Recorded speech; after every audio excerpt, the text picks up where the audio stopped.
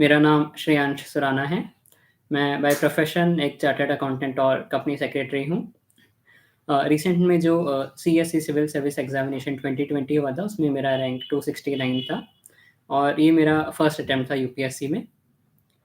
अ, फ़िलहाल तो ट्रेनिंग दिसंबर से स्टार्ट होने का है, तो अभी ये बीच वाला टाइम का लिए। तो मैं सोचा कि आप लोगों से इंटरैक्शन हो जाएगा। काफ़ी सारे बच्चों के डाउट्स आ रहे थे, कैंडिडेट्स के डाउट्स आ रहे थे। कैसे प्रिपेयर करना, क्या करना? तो सुबह से मैं यही सारे आप लोगों के क्वेश्चंस कंपाइल कर रहा था कि क्या-क्या मोस्टली अपन डाउट्स यहाँ पे आज ले सकते हैं। तो मैं एक बार पैटर्न बता देता हूँ हम लोग कैसे आज प्रोसीड करने वाले हैं। हाँ, तो प्री-कॉम थोड़ा-सा डिटेल में देखेंगे। मेंस को ब्रीफली देख लेंगे कि आंसर राइटिंग कैसे स्टार्ट करनी है, क्योंकि मुझे नहीं लगता अभी बहुत ज़्यादा रिलेवेंट रहेगा हमारे लिए मेंस का डिस्कशन। और छोटा-सा मैं इंटरव्यू का एक ग्लिम्प्स दे दूँगा कि क्या होता है वहाँ पे, कैसा एक्सपीरियंस होता है। तो ये सब हम डिस्कस कर लेंगे। तो शुरू करते हैं चलो आज का सेशन। तो सबसे पहले हम प्री के बारे में डिस्कस कर लेते हैं सब्जेक्ट्स फटाफट कौन-कौन से सब्जेक्ट्स हैं, उनमें क्या-क्या सोर्सेज़ रखने हैं हमें, किस वे में अप्रोच करना है, फाइनली एग्ज़ाम को कैसे लेना है, कैसे क्वेश्चन सॉल्व करने हैं।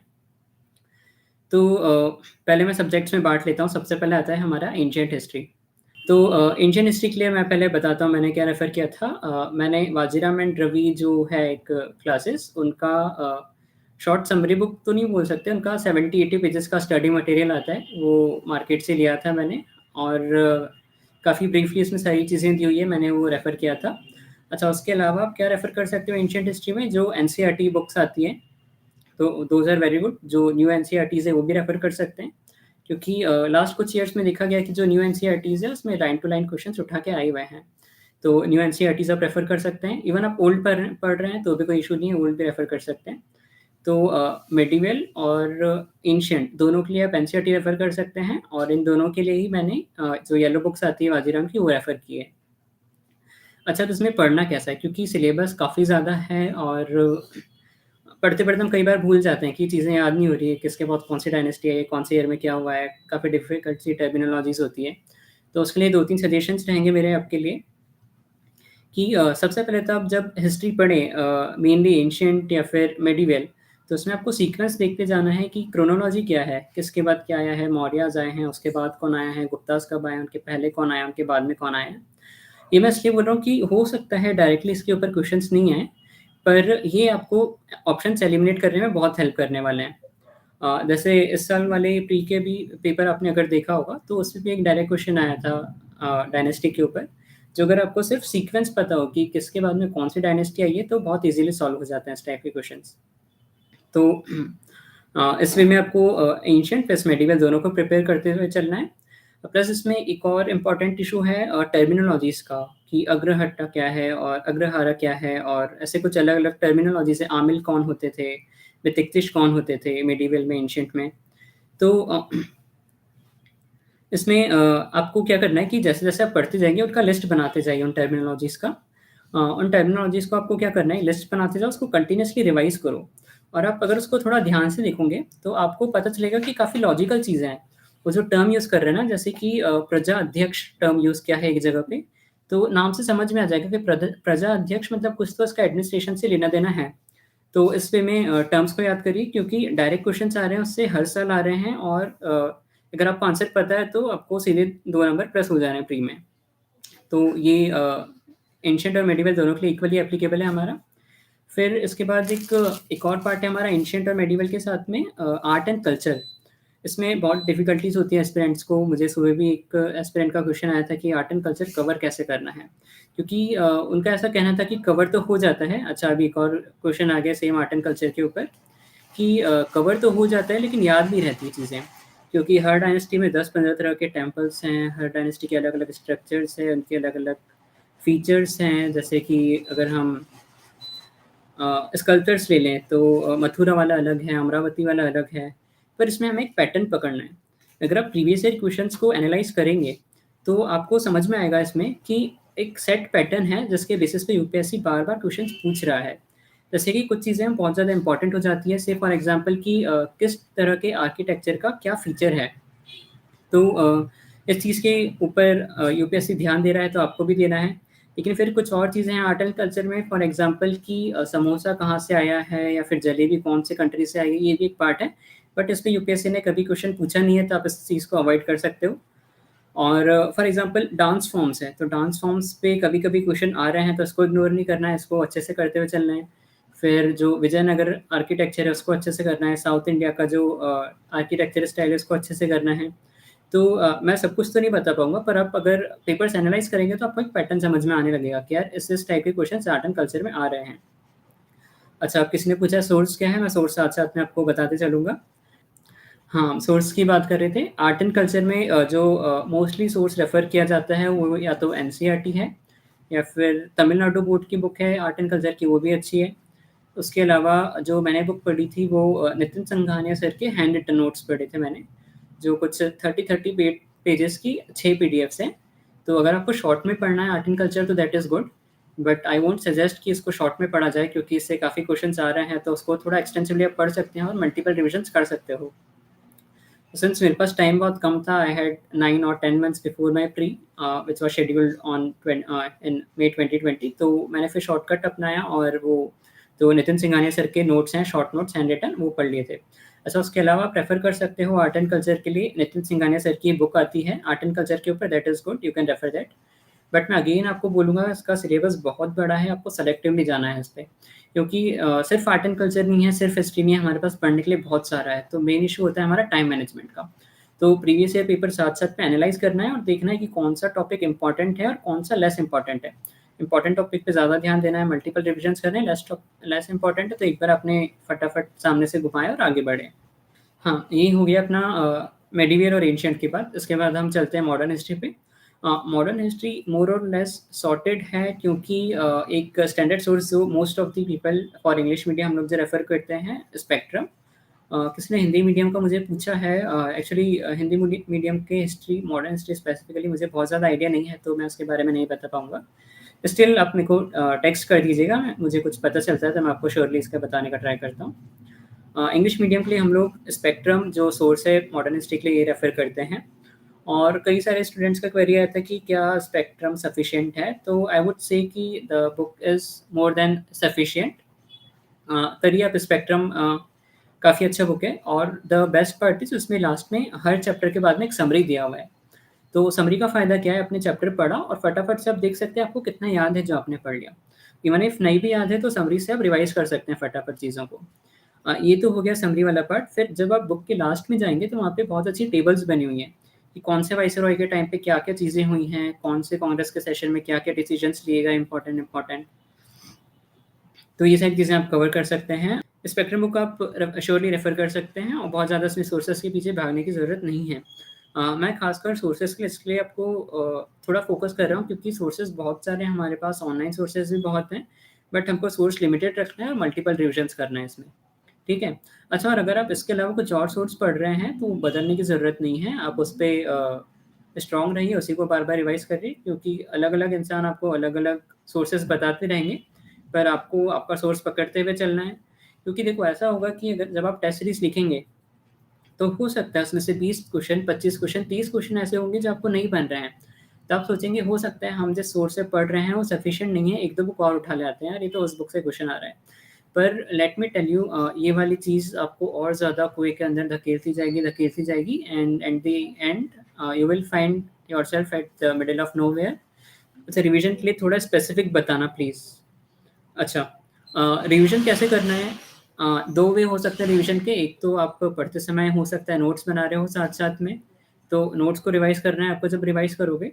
मेरा नोट्स बनाने का बहुत ज़्यादा हैबिट नहीं था, मैं उन लोगों के लिए बता देता हूँ कि आप क्या कर सकते हैं कि बुक में अंडरलाइन कर दीजिए। आप फर्स्ट रीडिंग में अंडरलाइन मत करिएगा, क्योंकि फर्स्ट टाइम में सभी इम्पोर्टेंट लगता है। हमें अंडरलाइन कब करना स्टार्ट करना है, जब हम 1-2 टेस्ट लिख चुके हैं। तो उससे हमें पता चल जाता है कि कौन-सा टॉपिक इम्पोर्टेंट है, कहाँ से क्वेश्चन्स आ रहे हैं और किस पे हमें ज़्यादा ध्यान देना है। तो 1-2 टेस्ट लिखिए, सपोज़ आपने मॉडर्न हिस्ट्री पढ़ ली है एक रीडिंग, उसके बाद 1-2 टेस्ट लिखिए। हो सकता है आपको बहुत ज़्यादा क्वेश्चन्स नहीं बनेंगे, स्टिल आप टेस्ट अटेम्प्ट करिए इसका, तो आपको समझ में आ जाएगा कौन-सी फ़ील्ड से क्वेश्चन्स पूछे जा रहे हैं। तो उन टॉपिक्स को आप आइडेंटिफ़ाई करिए, और जब पढ़ेंगे तो आप उसमें अच्छे से अंडरलाइन कर लीजिए कि मुझे जब रिवाइज़ करूँगा तो ये चीज़ें पढ़नी हैं। तो ये बात हो गई रिवीजन की और नोट मेकिंग की। This is applicable for all. आप ज्योग्राफी पढ़ रहे हो, हिस्ट्री पढ़ रहे हो, एनवायरनमेंट पढ़ रहे हो, किसी भी चीज़ के लिए एप्लीकेबल है। अच्छा, ये तो हमारा हिस्ट्री वाला पार्ट हो गया कंप्लीट। अब हम देख लेते हैं इसके बाद एनवायरनमेंट कैसे पढ़ना है। अच्छा, history of which class we go for preparation किसी ने पूछा है। अच्छा, अगर आप एनसीईआरटीज़ पढ़ रहे हो तो काफ़ी लोग सजेस्ट करते हैं क्लास 6 से लेके क्लास 12 की हिस्ट्री पढ़ना है।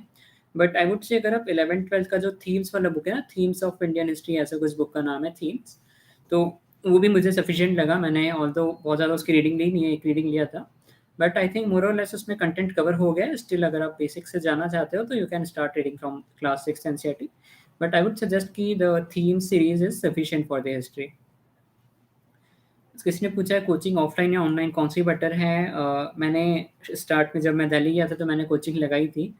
अराउंड मैं कुछ दिन गया भी था, 15 दिन, 20 दिन, 25 दिन गया भी था। ऑफलाइन कोचिंग ली थी मैंने, बट मेरे को बहुत ज़्यादा हेल्पफुल नहीं लगी। बट ये केस टू केस है, आपके ऊपर डिपेंड करता है कि आपको कितना समझ आ रहा है कोचिंग में। मुझे लग रहा था कि पेस काफ़ी स्लो है क्योंकि काफ़ी सारे लोग वहाँ बैठे होते हैं। हो सकता है आपको वो आता हो या बहुत स्लो चल रहा हो। तो मुझे लगा कि टाइम कम है तो सेल्फ प्रिपरेशन इसमें मेरे लिए ज़्यादा बेटर रहेगा, तो मैंने सेल्फ प्रिपरेशन ही करी है। अगर आप कोचिंग ले रहे हो तो ये आपके ऊपर है कि आपको कितना कंफर्टेबल है। तो मैं ब्लैक एंड व्हाइट में कुछ बता नहीं पाऊँगा। ऑफलाइन, ऑनलाइन क्या बेटर है, अगेन ये आपके ऊपर है कि आपको ऑनलाइन समझ में आता है, आप रेगुलर रह पाते हो, और ऑफलाइन में अगर आप जा पा रहे हो तो दैट इज़ ऑल्सो गुड। चलो हम आगे बढ़ते हैं फटाफट से क्योंकि काफ़ी सारा कवर करना है आज हमको। एनवायरनमेंट पे आते हैं हम। तो एनवायरनमेंट का एक स्टैंडर्ड सोर्स है शंकर आईएएस एकेडमी का जो एनवायरनमेंट का बुक है मोटा-सा। तो वो काफ़ी एस्पिरेंट्स रेफ़र करते हैं, that that book is good. Again मैंने वो बुक नहीं पढ़ी है। मैंने इसके अलावा एक कुछ क्लास नोट्स मुझे मिल गए थे तो मैंने वही रेफ़र कर लिया था और उन्हीं से पढ़ लिया था। एक चीज़ मैं इसमें एनवायरनमेंट में ख़ासकर ऐड करना चाहूँगा कि एनवायरनमेंट की प्रिपरेशन थोड़ी थॉरो रखनी है, प्लस करंट अफ़ेयर्स भी साथ में लेते हुए चलना है। क्योंकि स्टैटिक पार्ट बहुत ज़्यादा नहीं पूछ रहा है यूपीएससी, बहुत डायनामिक हो गया एनवायरनमेंट और बहुत क्वेश्चन्स आ रहे हैं। अराउंड 10 क्वेश्चन, 12 क्वेश्चन ईज़िली आपको मिल जाएँगे क्वेश्चन पेपर्स में। तो इसके लिए एक एडिशनल सोर्स मैं बता देता हूँ। क्लास 12 की बायोलॉजी के लास्ट 4 चैप्टर्स हैं। ये आपको पढ़ना है इसमें एनवायरनमेंट में साथ में। Class 12th biology NCERT last 4 chapters, that is chapter 13, 14, 15, 16। इनसे रिसेंट में तो क्वेश्चन नहीं आया, बट 2-3 साल पहले तक इन 4 चैप्टर्स में से यूपीएससी क्वेश्चन पूछ रहा था। तो इसकी एक बार आप रीडिंग ले लें या फिर छोटा-सा नोट बना लीजिए उसका। बहुत ज़्यादा बड़ी बुक नहीं है, हार्डली 50-60 पेजेज़ होगा, फटाफट हो जाएगा। तो जो भी आप एनवायरनमेंट का पढ़ रहे हो, उसके साथ में 4 चीज़ों को कॉम्प्लीमेंट ज़रूर कर लीजिएगा। प्लस एक मुझे सुबह डाउट आया था किसी एस्पिरेंट का कि एनवायरनमेंट में जो समिट्स हो रही है, कंटीन्यूअसली सीओपीज़ हो रही है, इनको कितना याद रखना है? तो भई देखिए, इसमें ऐसा है कि हमें बहुत ज़्यादा फैक्ट्स याद नहीं रखने हैं, इसमें कॉन्सेप्ट्स याद रखने हैं हमें। क्योंकि फैक्ट्स हम इतने ज़्यादा याद रख नहीं पाएँगे, साल में कम से कम 13 से 14 इंपॉर्टेंट समिट्स होती है जिसमें इंडिया पार्ट लेता है। तो सबके ईयर्स याद रखना ये सब पॉसिबल नहीं है। बट हाँ, अगर कुछ इंपॉर्टेंट टारगेट्स हैं जैसे आईएनडीसीज़ हैं अपने, नेशनली डिटरमाइंड कंट्रीब्यूशंस जो हैं वो याद रखना है कि रिवाइज़ हो गई है लिमिट, कितने साल तक हमें अचीव करना है। तो ये सारी चीज़ें तो आपको ज़रूर से देख लेना है। इसके बाद एनवायरनमेंट के बाद साइंस एंड टेक वाला पार्ट आता है जो कॉमर्स वाले स्टूडेंट्स या फिर जिनका साइंस बैकग्राउंड नहीं है, उन लोगों के लिए थोड़ा-सा लगता है कि यार डिफ़िकल्ट हो जाएगा, साइंस टेक के क्वेश्चंस बनेंगे नहीं। बट ट्रस्ट मी, मेरा भी बैकग्राउंड कॉमर्स है, मैंने 11th-12th कॉमर्स किया है, उसके बाद चार्टर्ड अकाउंटेंसी, कंपनी सेक्रेटरी, जिसमें साइंस एंड टेक का बहुत ज़्यादा यूज़ नहीं आता है। बट साइंस एंड टेक के क्वेश्चंस ऐसे हैं जो आपके लिए ब्राउनी पॉइंट्स देकर जाएँगे आपको यूपीएससी एग्ज़ाम्स में। अच्छा, इसका मैं बताता हूँ कैसे पढ़ना है साइंस एंड टेक। क्योंकि अगर आप कोई बुक रेफ़र करेंगे तो बहुत मोटी-मोटी बुक्स आती है, 1000 पन्नों की, 800 पन्नों की बुक्स है। तो इतना पढ़ना वर्थ नहीं, क्योंकि इतने क्वेश्चंस उसमें आते नहीं हैं बुक से। तो फिर बात आती है कि साइंस एंड टेक कैसे पढ़ना है। मैं बता देता हूँ मेरा सोर्स क्या था। विज़न आईएएस करके एक कोचिंग क्लास है, उसका पीटी 365 मटीरियल आता है ईयर एंड पर। मतलब ईयर एंड मतलब जो प्री का अपना एग्ज़ाम होता है उसके कुछ दिन पहले। तो उसमें काफ़ी एक्सटेंसिवली चीज़ें डिस्कस की होती हैं। इसके अलावा अगर आपको विज़न नहीं जम रहा है तो एक राउस आईएएस का भी मटेरियल आता है, सिमिलरली कंपास नाम से मटेरियल आता है। तो ये आप रेफ़र कर सकते हैं। प्री एग्ज़ाम के कुछ दिन पहले ही मटेरियल रिलीज़ होता है। इसको रेफ़र कर लीजिए साइंस एंड टेक, क्योंकि मोस्टली करंट अफ़ेयर्स बेस्ड आ रहा है। इस साल का जो साइंस एंड टेक था वो भी काफ़ी करंट अफ़ेयर बेस्ड था, तो इससे आपका कवर हो जाएगा। प्लस जो आप through out the year current affairs पढ़ेंगे उससे कहीं न कहीं आपका साइंस एंड टेक कवर होता चले जाएगा। मैं साइंस एंड टेक पे बहुत ज़्यादा ध्यान देने इसलिए नहीं बोल रहा हूँ, 800,000 पन्ने की किताब इसलिए पढ़ने नहीं बोल रहा हूँ क्योंकि हमारे पास बाकी चीज़ें बहुत हैं। और मुझे पता है कि आप लोगों को बहुत कुछ मैनेज करना है इस छोटे से ड्यूरेशन में और बहुत सारा सिलेबस है। तो मैं भी चाह रहा हूँ कि आपका सोर्स कम से कम होता जाए, कम इनपुट में ज़्यादा से ज़्यादा आउटपुट निकाल पाओ। इसलिए साइंस एंड टेक में आप करंट अफेयर्स रेफर कर सकते हो और प्लस राउस का मैं जो बताया उसमें बैकग्राउंड में थोड़ा कवर कर देता है वो। फॉर एग्जांपल क्रिस्पर-cas9 है, जीन एडिटिंग है, जीनोम इंजीनियरिंग है, तो इन सब की चीज़ों पे काफ़ी फोकस है यूपीएससी का। अगेन मैं इसमें बोलूँगा आप ट्रेंड देखिए एक बार जा कर के, क्योंकि कुछ पर्टिकुलर साइंस एंड टेक के टॉपिक्स हैं जिस पे रिपीटेडली क्वेश्चंस पूछ रहा है। Say for example biofuel, bioethanol, biodiesel, इन पे क्वेश्चंस आ रहे हैं, तो आप प्रीवियस ईयर पेपर एनालाइज़ करेंगे तो आपको समझ में आ जाएगा कि इन टॉपिक्स पे हमें ज़्यादा ध्यान देना है। ठीक है? ये हो गया साइंस एंड टेक वाला पार्ट। नेक्स्ट है अपना पॉलिटी। पॉलिटी का भी काफ़ी सॉर्टेड है, जैसा कि हमने स्पेक्ट्रम देखा था मॉडर्न हिस्ट्री के लिए। सिमिलरली पॉलिटी की भी काफ़ी सॉर्टेड है। Most of the people refer Laxmikanth book, तो लक्ष्मीकांत अगर आप रेफर कर रहे हो तो ये सफिशिएंट है सोर्स। अगर आप उसके अलावा कुछ और रेफर कर रहे हो तो आपके ऊपर है। मैं ये नहीं बोल रहा हूँ कोई सोर्स कम है या कोई सोर्स ज़्यादा है। मैंने जो सोर्स रेफर किया मैं उसके बारे में बता देता हूँ।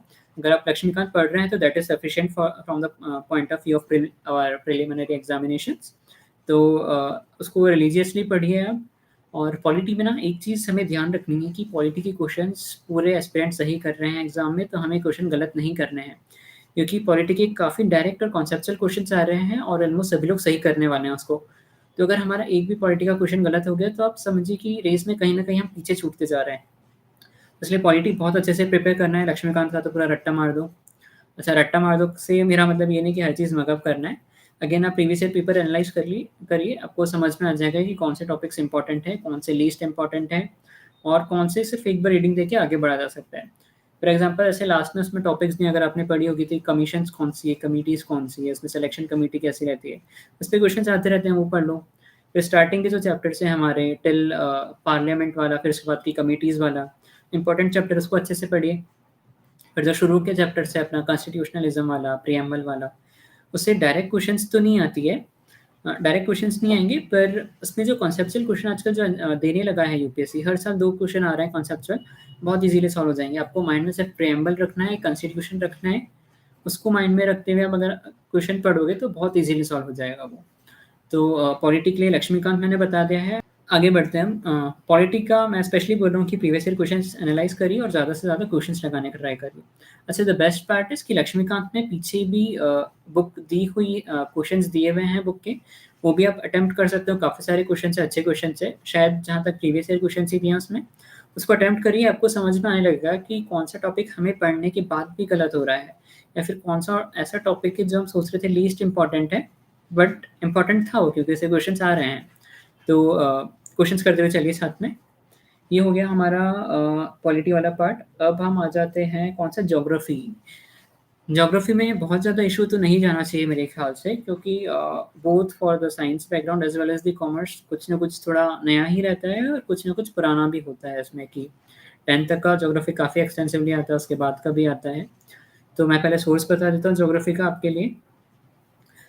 किसने वापस पूछा है ऑप्शनल? ऑप्शनल मेरा कॉमर्स एंड अकाउंटेंसी था। सर जब फर्स्ट टाइम रीड कर रहे हैं तो प्रीवियस ईयर का एनालिसिस नहीं हो पाता। अच्छा, फर्स्ट रीडिंग लीजिए, उसके बाद प्रीवियस ईयर का क्वेश्चन पढ़िए, फिर सेकंड रीडिंग लेंगे तो आपको अपने आप याद आते जाएगा कि ये वाला क्वेश्चन हमने यहाँ पे पढ़ा था। ओके, चलो हम आगे बढ़ते हैं। हम क्या डिस्कस कर रहे थे? ज्योग्राफी। ज्योग्राफी के लिए पहले मैं अपना सोर्स बता देता हूँ। क्लास 11-12 दोनों की एनसीईआरटीज़ अच्छी है और मुझे काफ़ी सफिशिएंट लगी, आप इसको रेफ़र कर सकते हैं। इसके अलावा जीसी लियोंग करके एक रेफरेंशियल बुक आती है ज्योग्राफी की, काफ़ी एक्सटेंसिवली इसने ज्योग्राफी कवर किया है। अगर आप जीसी लियोंग पढ़ रहे हो तो मैं कहूँगा कि आपको और कोई दूसरा सोर्स उठाने की ज़रूरत नहीं है। उसी में काफ़ी ज़्यादा डिटेल में हर चीज़ कवर की हुई है। तो if you are reading GC Leong then it's okay, it's sufficient. अगर आप एनसीईआरटी पढ़ रहे हैं तो दैट इज़ आल्सो गुड। मैंने एनसीईआरटी पढ़ी है, काफ़ी अच्छा उसमें कॉन्सेप्चुअल क्लैरिटी आता है। प्लस आपकी एनसीईआरटी थोड़ी ईज़ी बनाने के लिए मैं एक और चीज़ आपको बता देता हूँ। यूट्यूब पे एक अमित सेनगुप्ता सर का वीडियो सीरीज़ है फॉर एनसीईआरटी। तो उन्होंने क्या किया है कि सारी एनसीईआरटीज़ को बहुत ही प्यारी सी आवाज़ में कवर किया हुआ है। आप सुनोगे तो मज़ा आ जाएगा उनकी आवाज़ सुन के। उन्होंने हर एक कॉन्सेप्ट को एनसीईआरटी के थ्रू समझाया है और पूरा एनसीईआरटी रीड करी है। तो अमित सेनगुप्ता सर का यूट्यूब चैनल है, उसमें आप रेफ़र कर सकते हैं। मैंने भी कुछ-कुछ टॉपिक्स के लिए पढ़ा था, अगर कुछ आपको समझ नहीं आ रहा था ये देख सकते हो। तो and this is about the geography. किसी ने पूछा है कि how to prepare mindset and basic thinking level for UPSC. तो सबसे पहले तो बेसिक माइंडसेट कि इतने सारे कॉम्पिटिशन को कट अक्रॉस करके हमें वहाँ पे पहुँचना है, मुझे वो सीट चाहिए। तो ये तो बेसिक आपका होना ही चाहिए फंडा, क्योंकि कॉम्पिटिशन बहुत ज़्यादा है, आपको पता है 5 लाख, 6 लाख, 10 लाख लोग बैठ रहे हैं। तो इन सबको कम्पीट करके हमें आगे कैसे बढ़ना है? तो ये माइंडसेट तो होना चाहिए कि मुझे तो क्लियर करना ही करना है ना? यहाँ पे हम टाइम पास करने तो आए नहीं हैं, यूपीएससी करने आए हैं, क्लियर करेंगे, क्लियर करके ही जाएँगे। ये माइंडसेट तो आपको होना ही चाहिए। आप भले ही फिर हिस्ट्री पढ़ रहे हो, ज्योग्राफी पढ़ रहे हो, कुछ भी पढ़ रहे हो, एक मोटिवेशन माइंड में बना रहना चाहिए आपके पास। अच्छा, ज्योग्राफी में और किसी को कुछ पूछना है क्या? हाँ, अमित सेनगुप्ता सर किसी ने बता दिया है। उनकी वीडियोज़ हैं यूट्यूब पे, आप देख सकते हो। अगर आपको कुछ कॉन्सेप्चुअल लैकिंग आ रही है, तो उन्होंने काफ़ी अच्छे से एक्सप्लेन किया है। ये रेफ़र कर सकते हो। अच्छा, एक इसमें ज्योग्राफी में एक मैपिंग वाला पार्ट जुड़ जाता है। मैपिंग काफ़ी इम्पोर्टेंट है, क्वेश्चन्स आते हैं उससे, रेगुलरली आ रहे हैं। जैसे लास्ट ईयर एक क्वेश्चन आया था अपना जम्मू-कश्मीर वाला, कुछ तो इश्यू चल रहा था वहाँ पे, उस पे डायरेक्ट क्वेश्चन आ गया। काफ़ी लोगों का सही हुआ, क्योंकि प्रेडिक्टेबल क्वेश्चन्स आते हैं ज्योग्राफी में। से फॉर एग्ज़ाम्पल अफ़गानिस्तान में कुछ ना कुछ इश्यूज़ चल रहे हैं, आपको पता होगा।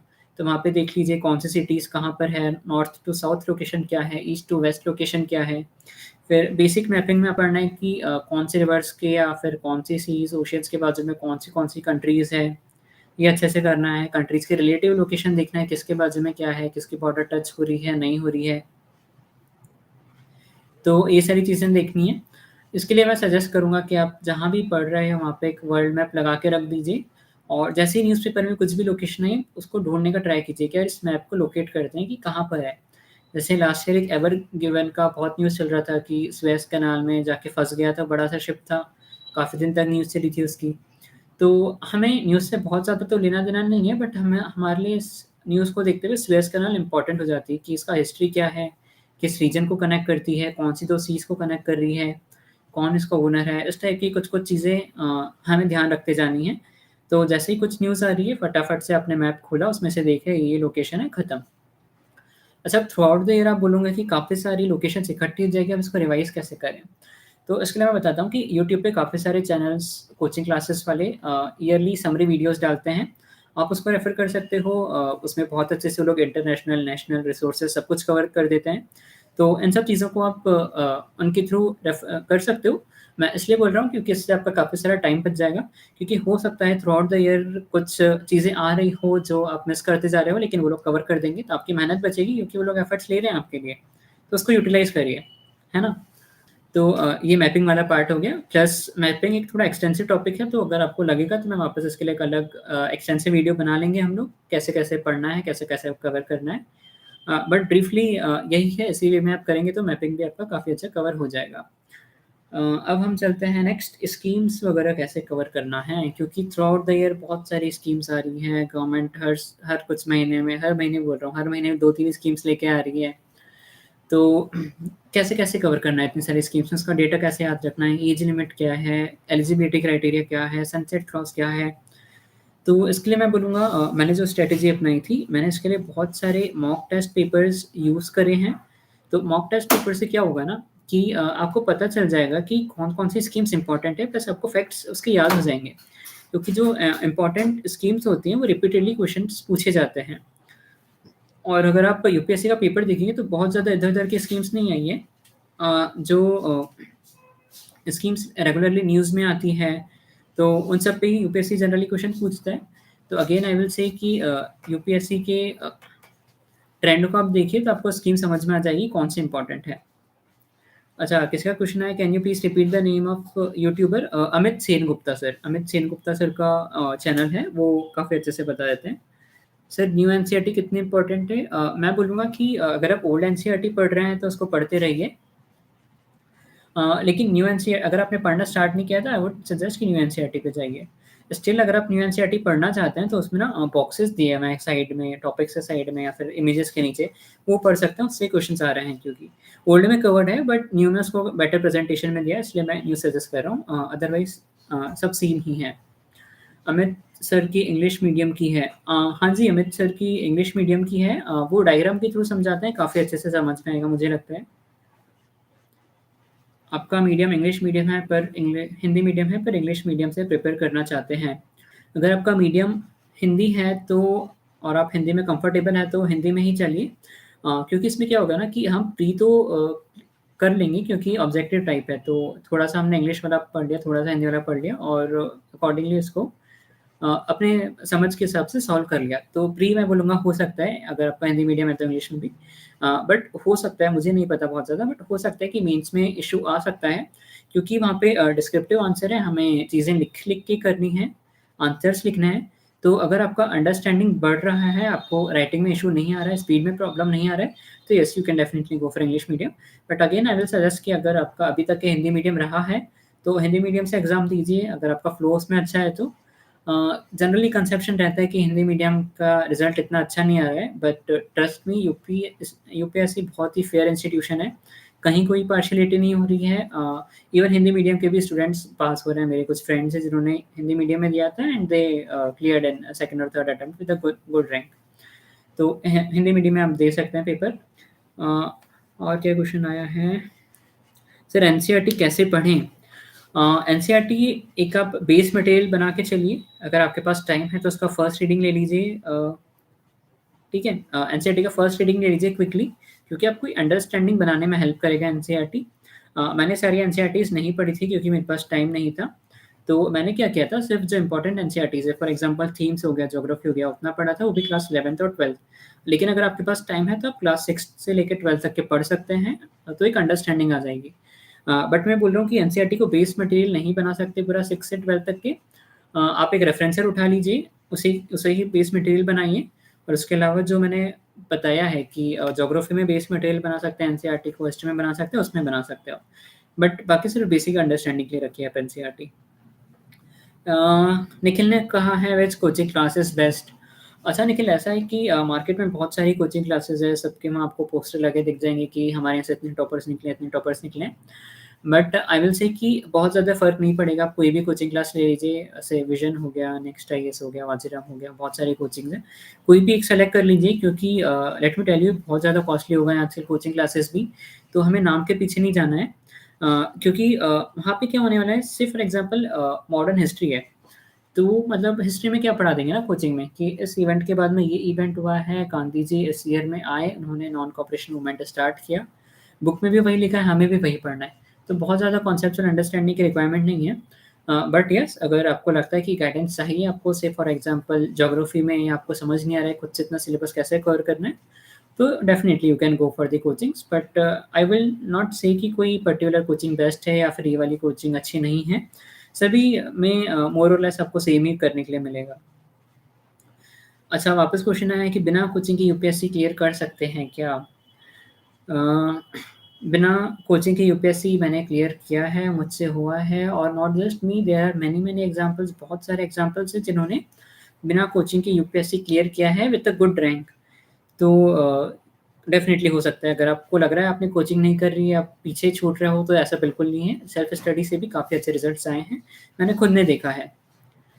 अच्छा, किसी ने पूछा है नेहा ने कि स्कूल से तैयारी स्टार्ट या कॉलेज के टाइम पे? Please reply. अच्छा, मैंने आपको बता देता हूँ कि मैंने 2018 में अपना चार्टर्ड अकाउंटेंसी कंप्लीट किया। फिर 1 साल लगभग मैंने जॉब किया है, अराउंड अगस्त 2019 तक की, मुंबई में एल&टी में जॉब था मेरा। फिर सितंबर 2009 से मैंने प्रिपरेशन स्टार्ट किया और जिसका एग्ज़ाम होने वाला था मई 2020 में। मतलब हार्डली मेरे पास 9 या 10 मंथ्स का टाइम था। तो अगर आपको लगता है कि टाइम कम है तो इट्स नॉट, अगर आपकी स्ट्रैटेजी सही है, आप सोर्सेज़ सही रेफ़र कर रहे हो, तो 8-9 महीने भी सफिशिएंट हो जाते हैं एटलीस्ट प्री निकालने के लिए। वो तो अच्छा हुआ कि लॉकडाउन लग गया, फिर मई का एग्ज़ाम अक्टूबर में शिफ्ट हो गया, मुझे थोड़ा-सा और टाइम मिल गया प्रिपरेशन के लिए और मैं काफ़ी थॉरो हो गया था उतने टाइम में, ज़्यादा से ज़्यादा टेस्ट दे करके। तो इसलिए अगर आप स्कूल में हैं तो आप करंट अफ़ेयर्स थोड़ा ब्रीफ अप ले सकते हैं, बट अभी से बहुत ज़्यादा पढ़ने की ज़रूरत नहीं है नेहा जी। मैं बोलूँगा आप एक बार कॉलेज में आ जाते हैं, सेकंड ईयर, थर्ड ईयर, फिर आप स्टार्ट कर सकते हैं, क्योंकि स्कूल भी करना बहुत अच्छे से ज़रूरी है, ग्रेजुएशन अच्छे से करना ज़रूरी है। अनमोल ने पूछा है, I am done with NCERT reading plus notes, what should I do next? Want to give CSE 2020। Very good Anmol. Amol, आपका अभी एनसीईआरटी हो गया है, नोट्स भी बन गए हैं। अब आपको करना है कंटीन्यूअस टेस्ट देने हैं, देखना है कौन-सा एरिया वीक है और उसे कंटीन्यूअसली रिवाइज़ करते जाना है। मैं सजेस्ट करूँगा कि आप कुछ भी पढ़ते हैं उसके तुरंत बाद में टेस्ट लगाइए। अब सवाल ये आता है कि टेस्ट कौन-सी लेनी है, कौन-सी टेस्ट सीरीज़ यूज़ करनी है? बहुत सारी अवेलेबल है, फ्रीली अवेलेबल है, खरीदिए मत, आप बहुत महँगी टेस्ट सीरीज़ मिलती है मार्केट में, मत खरीदिए इसको। फ्री यूपीएससी मटेरियल आप गूगल पे सर्च करिए, आपको बहुत सारी टेस्ट सीरीज़ मिल जाएगी। से विज़न की हो गई, आईएएस बाबा की हो गई, फोरम आईएएस की हो गई, वाजीराम की हो गई, शंकर आईएएस हो गई। बहुत सारी टेस्ट सीरीज़ हैं और उनके साथ में शेड्यूल भी दिया हुआ है उन्होंने कि कौन-सा टेस्ट कौन-सी तारीख को होने वाला है या फिर कौन-सा सिलेबस कंप्लीट होने वाला है। उसके पीडीएफ डाउनलोड कर लीजिए, आपको सिलेबस पता चल जाएगा और उसके हिसाब से आप पढ़ते जाइए और टेस्ट देते जाइए। ES, economic survey, ERC report ये सब कब पढ़ना चाहिए? अच्छा, इसमें ना आपको बहुत इंटरेस्टिंग चीज़ बता देता हूँ, शायद आपको कहीं पता नहीं चलेगी ये। एआरसी को कैसे पढ़ना है, बहुत इंटरेस्टिंग है।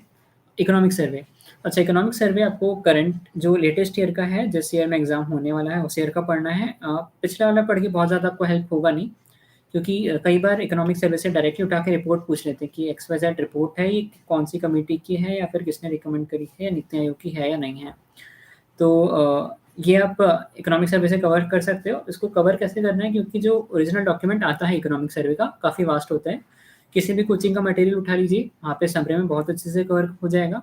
विज़न आईएएस का उठा लीजिए या किसी और का भी उठा लीजिए, तो इसमें आपका इकोनॉमिक सर्वे कवर हो जाएगा। अब ईआरसी मतलब ईआरसी रिपोर्ट्स कब पढ़ना चाहिए? अच्छा, ईआरसी में बोलूँगा कि काफ़ी बड़ी रिपोर्ट्स है, मेरे को आपके टाइम का पता है, काफ़ी कीमती है, इतनी बड़ी रिपोर्ट नहीं पढ़ पाएँगे, पढ़ भी लेकर रिटेन नहीं कर पाएँगे हम लोग। तो उसके लिए ना क्या करना है आपको, उसका रेफ़रेंस यूज़ करना है हमको मेंस में। प्री के लिए काम की नहीं है ईआरसी। मेंस में कैसे रेफ़रेंस करना है यूज़, इंडेक्स पढ़ लीजिए आप पूरा ईआरसी का, उसमें देख लीजिए कि किस-किस चीज़ पे रिकमेंडेशन दी गई है। Say for example parliamentary system पे कुछ रिकमेंडेशन दी है क्या ईआरसी में? येस। तो मेंस में आप एक पासिंग रेफ़रेंस दे सकते हो कि as suggested in ARC such and such reforms are required, क्योंकि एआरसी ने इतना कुछ बोला है, आप जो सोचोगे वो ऑलरेडी एआरसी में दिया रहेगा। Each and every reform which you can think of are given in ARC as far as the polity is concerned. तो एआरसी आप मत पढ़िए पूरी, मैं बोलूँगा बहुत टाइम लग जाएगा। उससे बेटर आप इंडेक्स पढ़ लिए और देख लीजिए किस-किस चीज़ों पे सजेशंस दिए हैं, और अगर उससे रिलेटेड क्वेश्चन आता है तो उसमें लिख दीजिए कि एआरसी ने ये सजेशन दिया है। हमें नहीं पता क्या सजेशन है, आपको भी नहीं पता क्या सजेशन है, बट ट्रस्ट मी एआरसी ने बहुत सजेशंस दिए हैं, कहीं न कहीं अगर अच्छा सजेशन है तो उसमें ज़रूर दिया होगा। और क्वेश्चंस थोड़े ले लेते हैं। I am in graduation first year student, what should I have to do? अच्छा आदर्श जी, आप करंट अफ़ेयर्स आपका कंटिन्यू रख सकते हैं अगर आपके पास ग्रेजुएशन के साथ में टाइम बच रहा है तो। उसके साथ में मैं बोलूँगा कि बहुत हल्की-हल्की रीडिंग ले लीजिए, हिस्ट्री पढ़ लीजिए थोड़ा, स्टोरी टाइप पढ़ लीजिए, पॉलिटी पढ़ लीजिए। मैं एक्सटेंसिवली पढ़ने के लिए इसलिए नहीं बोल रहा हूँ अभी, क्योंकि इतना रिटेन नहीं कर पाओगे, ग्रेजुएशन पे इम्पैक्ट पड़ेगा। तो इसके लिए आप हल्की-हल्की स्टोरी जैसे रीडिंग लेना स्टार्ट कर सकते हैं। सर आपका फर्स्ट अटेम्प्ट था? हाँ जी, मेरा ये फर्स्ट अटेम्प्ट था। और कुछ क्वेश्चन्स आ रहे हैं क्या? Sir as I told you that I am done with NCERT, should I read reference book और शुड आई? अच्छा, किसने पूछा कि एनसीईआरटी पढ़ लिया तो रेफरेंस बुक पढ़ने की ज़रूरत है क्या? अ, अच्छा, जैसा कि मैंने पहले भी बताया कि ज्योग्राफ़ी और हिस्ट्री के लिए आप प्रेफ़र कर सकते हो एनसीईआरटी, लेकिन बाकी सब्जेक्ट्स के लिए सफिशिएंट नहीं है। फॉर एग्ज़ाम्पल पॉलिटी के लिए एनसीईआरटी सफिशिएंट नहीं है, उसके लिए आपको लक्ष्मीकांत उठाना ही पड़ेगा। तो इन 2 को छोड़ के बाकी आपको रेफ़रेंस बुक लगेगी मेरे हिसाब से तो। चलो अभी थोड़ा-सा अपन आगे बढ़ते हैं अपने टॉपिक के साथ में, फिर साथ-साथ में क्वेश्चन्स भी देते रहेंगे। Is commerce and accountancy best to gain marks for a chartered accountant? Yes, अगर आप चार्टर्ड अकाउंटेंट हो तो इकोनॉमिक्स ले सकते हैं, कॉमर्स एंड अकाउंटेंसी तो बेस्ट है ही। थैंक यू अजीत भैया। और क्या क्वेश्चन्स हैं देख लेते हैं थोड़े सर। प्रॉपर कहाँ से हो? मैं बैतूल से हूँ, जो कि मध्य प्रदेश में लोकेटेड है। प्रीवियस ईयर पेपर प्रैक्टिस करना बेस्ट है क्या, लक्ष्मीकांत ने पूछा है। Yes Laxmikanth, previous year paper बहुत अच्छे से करिए, और जैसे एक क्वेश्चन पढ़ा हमने, उसके 4 ऑप्शंस थे ए, बी, सी, डी। तो सिर्फ सही वाले को छोड़ के हमें आगे नहीं बढ़ना है, इसमें हमें क्या करना है कि चारों जो गलत ऑप्शन है ना, उसको भी एनालाइज़ करना है। क्योंकि ना बहुत इंटरेस्टिंग पैटर्न मैंने एक देखा है यूपीएससी में, कि जो ऑप्शन गलत है ना, वो भी कहीं न कहीं यूपीएससी रिपीट कर रहा है। मतलब कि यूपीएससी का जो सोर्स है, वहाँ पे वो चीज़ें दी हुई है।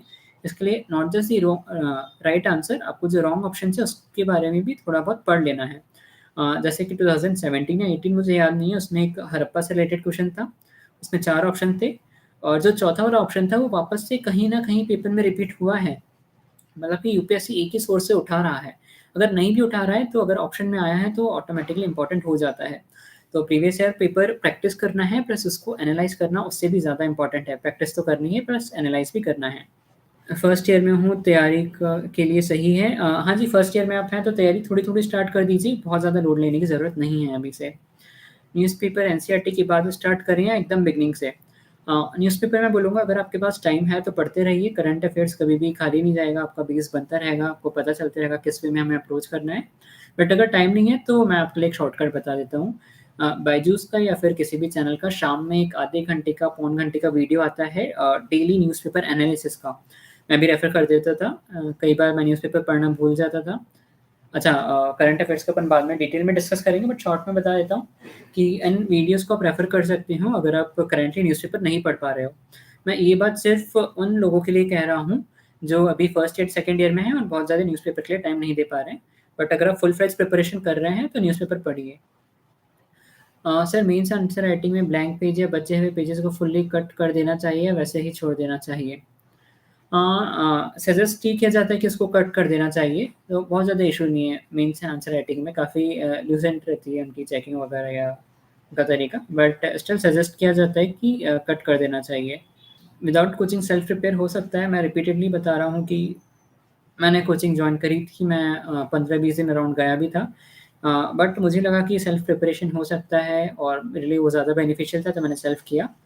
आपके ऊपर है टोटली आपको करना है या नहीं करना है। कि ऑनलाइन कंटेंट और ऑफलाइन कंटेंट में क्या बेस्ट है? लक्ष्मीकांत जी मैं वापस बता रहा हूँ कि ये टोटली आपके ऊपर है, दोनों ही अच्छे हैं, आप दोनों में लेके रिग्रेट नहीं करेंगे। अच्छा, हमारा इको कैसे पढ़ना है? इको कर लेते हैं अगर बच गया है। इकोनॉमिक्स के लिए क्या सोर्स रेफ़र करना है? किसने बुक लिस्ट पूछी अगेन बता देता हूँ मैं। अच्छा, एक और क्वेश्चन है 11th और 12th की एनसीईआरटी एसेंशियल है क्या पॉलिटिकली? मैंने नहीं पढ़ी थी तो एसेंशियल तो नहीं बोलूँगा बट अगर आप पढ़ सकते हो तो it's good. The book is good, you can refer.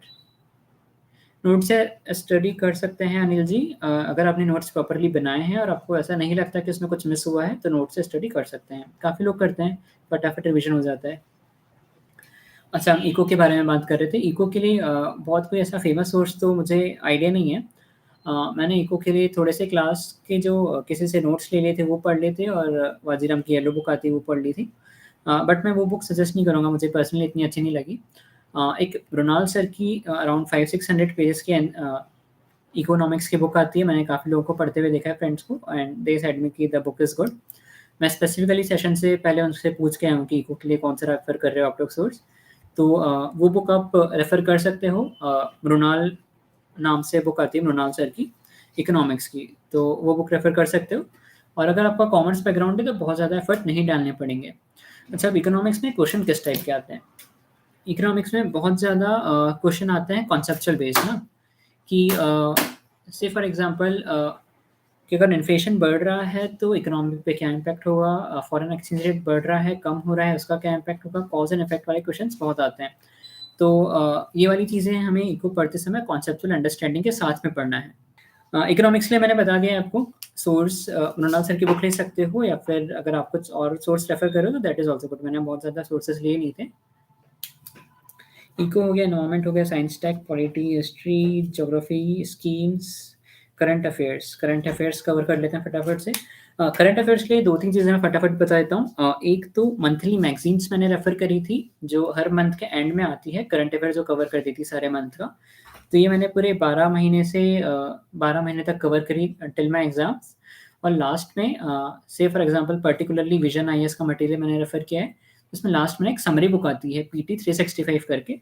I would recommend कि वो पढ़ सकते हो, बुक काफ़ी अच्छी है, साल भर का इम्पोर्टेंट करंट अफेयर्स इसमें कवर हो जाता है।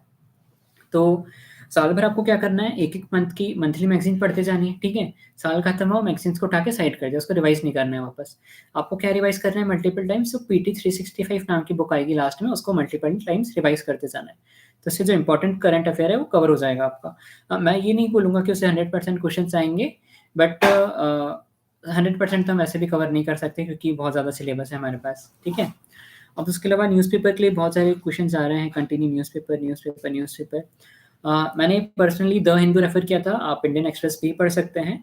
तो आई थिंक ये 2 न्यूज़पेपर ही बेस्ट रहेंगे अगर आप न्यूज़पेपर डेली बेसिस पे पढ़ना चाह रहे हैं तो। 1 डेढ़ घंटा से ज़्यादा मत दीजिए डेली न्यूज़पेपर के लिए क्योंकि हमारे पास कोचिंग का मटेरियल आ रहा है ना मंथली, ईयर एंड पे भी आ रहा है, तो उससे कवर हो जाएगा। न्यूज़पेपर का इम्पोर्टेंस इसलिए है क्योंकि this will help you in forming an opinion. Mains में ओपिनियन बहुत ज़्यादा मैटर करता है क्योंकि वहाँ पे सब्जेक्टिव पेपर है हमारा ना, तो हमें वहाँ पे आंसर्स लिखने हैं, तो उसके लिए हमारे पास ओपिनियन होना चाहिए कि यार जो नॉर्थ ईस्ट में थोड़ा कुछ इश्यू हो गया है, वायलेंस हो गया है, वो सही है, नहीं है, कौन सही है, कौन गलत है, क्या सजेशन है, ये न्यूज़पेपर से आएगा। तो मेंस के लिए काफ़ी काम का है न्यूज़पेपर, ये कर लीजिए। और in fact for the pre also अगर आप प्रिपरेशन कर रहे हैं तो न्यूज़पेपर पढ़ सकते हैं तो पढ़िए। बट बहुत ज़्यादा टाइम उसके ऊपर नहीं देना है, 1.5 घंटा इज़ मैक्सिमम, और शुरू-शुरू में हो सकता है 2 घंटा, 3 घंटा लग रहा हो, पर 1.5 घंटा, 2 घंटे से ज़्यादा नहीं देना उसमें ना। और उसमें बहुत सब कुछ चीज़ें नहीं पढ़नी कि सेकंड पेज आता है, वो सिटी स्पेसिफिक होता है कि यहाँ चोरी हो गई, यहाँ मर्डर हो गया, वो सब नहीं पढ़ना है। अपना सिलेबस स्पेसिफिक चीज़ें पढ़नी है। सिलेबस आप, हाँ, एक और चीज़ बता देता हूँ कि सिलेबस निकाल लीजिए और साथ में रखिए। सिलेबस बहुत अच्छे से पढ़ लीजिए कि क्या-क्या चीज़ें रिलेवेंट हैं हमारे लिए। तो सिलेबस का प्रिंट आउट निकाल लीजिए, पढ़ते समय साथ में रखिए उसको। सर फर्स्ट रीडिंग को अप्रॉक्सिमेटली कितना टाइम लगता है? It's totally up to you. आप पीसमील टाइम टेबल बना लीजिए कि मैं 1 घंटे में 10 पेज पढ़ सकता हूँ, 15 पेज पढ़ सकता हूँ, और इस वे में आप देख लीजिए कि आपको टोटल कितना टाइम लगेगा। सर आपका मीडियम कौन-सा था? खुशी खुशी पूछ रही है।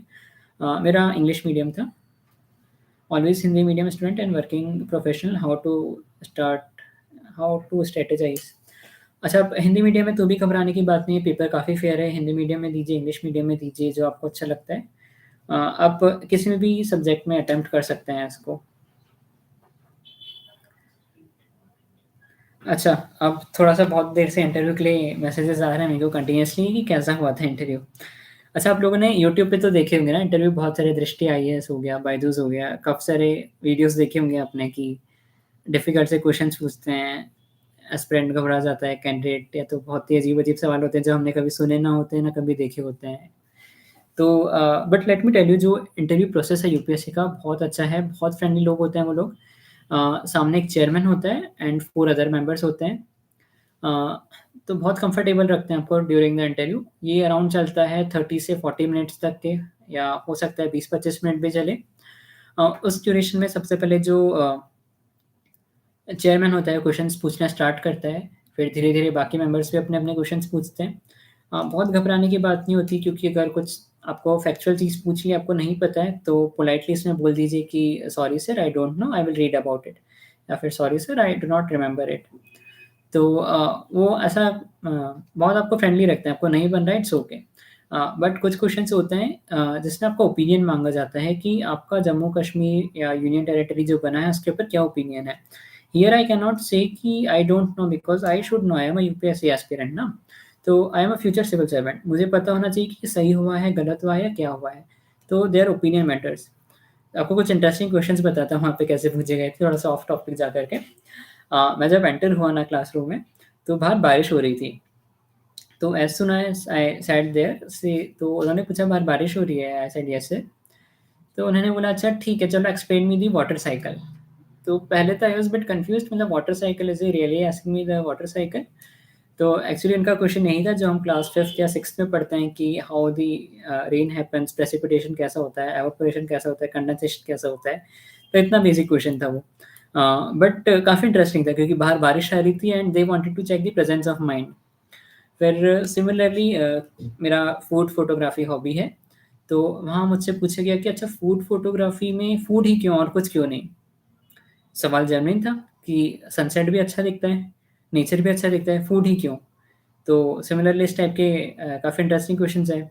देन मेरा थोड़ा रुझान स्टॉक मार्केट्स में था, और सिंस मेरा बैकग्राउंड कॉमर्स है, तो कॉमर्स के ऊपर से क्वेश्चन्स पूछे गए, स्टॉक मार्केट इतना आगे क्यों जा रहा है? इकोनॉमी तो इतनी आगे नहीं जा रही, तो स्टॉक मार्केट कैसे ऊपर जा रहा है? सवाल तो बहुत अच्छा था। सोचने वाली बात है। मैं भी 1 मिनट के लिए सोचने लगा वहाँ पे कि स्टॉक मार्केट इतना बढ़ रहा है, पर इकोनॉमी तो बढ़ नहीं रही है। फिर मेरे दिमाग में आया कि स्टॉक मार्केट है, वो फ्यूचर को ट्रैक करता है कि फ्यूचर में क्या होने वाला है, और इकोनॉमी क्या दिखाती है कि अब तक क्या हो रहा है। तो इंडिया का फ्यूचर तो बड़ा ब्राइट है, वैक्सीनेशन काफ़ी तेज़ी से चल रहा है ना? तो मैंने इस वे में आंसर किया and they were happy about it. अच्छा, एक और क्वेश्चन आया कि मैं मध्य प्रदेश से हूँ, तो उन्होंने कहा कि मध्य प्रदेश में बाघ, जिसको टाइगर बोलते हो, तो बहुत सारे हैं। मैंने कहा यस सर, बहुत टाइगर्स हैं, कभी आइए, देखिएगा, घूमेंगे अपन, क्योंकि मुझे टूरिस्ट प्लेसेस भी पूछी थी। मैंने बोला नहीं सर, टाइगर्स बहुत हैं, कभी आइएगा। तो उनका अगला क्वेश्चन है कि टाइगर्स इतने सारे क्यों हैं मध्य प्रदेश में? तो टाइगर्स है ये तो पता था, बट इतने सारे टाइगर्स क्यों हैं? तो सिमिलरली मैंने कुछ 20 सेकंड 15 सेकंड लिए सोचने के लिए, बट थोड़ा-सा दिमाग लगाया तो क्वेश्चन आ गया, आंसर आ गया उसका कि यार हमारे यहाँ फॉरेस्ट बहुत ज़्यादा है, ट्राइब्स हैं जो कि इसको कंज़र्व करती है, तो इसमें में हो गया था ये वाला सॉल्व क्वेश्चन। अच्छा, मेरा उस दिन गला खराब था थोड़ा-सा, तो मैं थोड़ा-सा कफ़िंग किया बीच में, तो ही आस्क्ड मी कि गला खराब है? मैंने बोला, "यस सर।" अच्छा, दवाई वगैरह लेकर आए हो? मैंने बोला, "yes sir." The immediate next question was कि गला खराब रहता है तो कौन-सी दवाइयाँ ली जाती है? स्पेसिफिकली आपने कौन-सी दवाई ली है? तो हो सकता है कि इसमें थोड़ा-सा तिल मिल जाए सामने वाला कि यार मैं तो कॉमर्स वाला हूँ, मुझे क्या दवाइयों के बारे में पता। But I simply said sir वो विक्स का ड्रॉप्स आता है वो मैंने लिया है, now I am feeling relief. He was happy about it. तो इसमें मैं कुछ 35 से 40 मिनट तक मेरा इंटरव्यू चला, काफ़ी अच्छा हुआ। तो ये छोटा-सा एक्सपीरियंस था मेरा इंटरव्यू का और कुछ याद आता है तो मैं बताता हूँ। किसी ने पूछा कि how many hours you have studied in a day please? Uh, मैं बताऊँगा कि यहाँ पे बहुत ज़्यादा घंटे डिवोट करने की जगह बहुत अच्छी स्ट्रैटेजी ज़रूरी है। हो सकता है आप दिन में 5 से 6 घंटे ही पढ़ रहे हो या फिर आप 15 से 16 घंटे पढ़ रहे हो। लेकिन इसमें डिफ़रेंस कब क्रिएट होगा जब आप उसको यूटिलाइज़ करोगे उस टाइम को। क्योंकि कई बार होता है ना कि हम 8 घंटे या 6 घंटे पढ़ने के बाद भी ऐसा सैटिस्फाइड फ़ील करते हैं बेड पे जाने के पहले कि हाँ यार, आज दिन भर जो मैंने पढ़ा है काफ़ी अच्छे से हो गया, मैंने टाइम वेस्ट नहीं किया है मेरा, मैंने पढ़ा है कुछ ना कुछ। और एक और चीज़ मैं बता दूँ, सिर्फ़ जो 8 घंटे 10 घंटे पढ़ रहे हैं उतनी ही पढ़ाई लिमिटेड नहीं है यूपीएससी में, क्योंकि इसमें हमें कंटीन्यूअसली अवेयर रहना है हमारी चीज़ों के बारे में। फॉर एग्ज़ाम्पल इस बार की यूपीएससी में क्वेश्चन आया था बीपीए के ऊपर। बीपीए आपने प्लास्टिक प्रोडक्ट्स पे लिखा होगा, देखा होगा, लिखा हुआ रहता है बीपीए फ्री कंटेनर। तो जनरली पढ़ने में नहीं आता है बट वो बॉटल पे छोटा-छोटा लिखा होता है कि बीपीए क्या होता है। तो इसलिए एज़ अ यूपीएससी एस्पिरेंट हमें हमेशा अवेयर रहना है हमारी आस-पास की चीज़ों के लिए। फुल टाइम पढ़ते तो नहीं रहना है मैं बोलूँगा, बट जो भी हो रहा है आस-पास उसके लिए आपको चौकन्ना रहना है कि क्या चल रहा है, क्या इवेंट हो रहा है। ऐसे इस बार क्रिकेट के ऊपर क्वेश्चन आ गया, तो यूपीएससी वाले एस्पिरेंट्स क्रिकेट छोड़ देते हैं, बट थोड़ा बहुत सब चीज़ों के बारे में हमें पता रहना चाहिए। तो मैं तो बोलूँगा कि हमारे ये सिर्फ़ 8-10 घंटे की नहीं, बिल्कुल 18-19 घंटे की पढ़ाई है। जब तक हम जग रहे हैं, कहीं न कहीं हमारा ध्यान होना चाहिए कि क्या हो रही है चीज़ें। अच्छा, सर आपका डेली टाइम टेबल क्या था? चंद्रकांत गोस्वामी जी पूछ रहे हैं। डेली टाइम टेबल ऐसा था, मैं रात को पढ़ता हूँ एक्चुअली, तो मेरा दिन शुरू होता है रात को 8-9 बजे के बाद, डिनर वगैरह करने के बाद।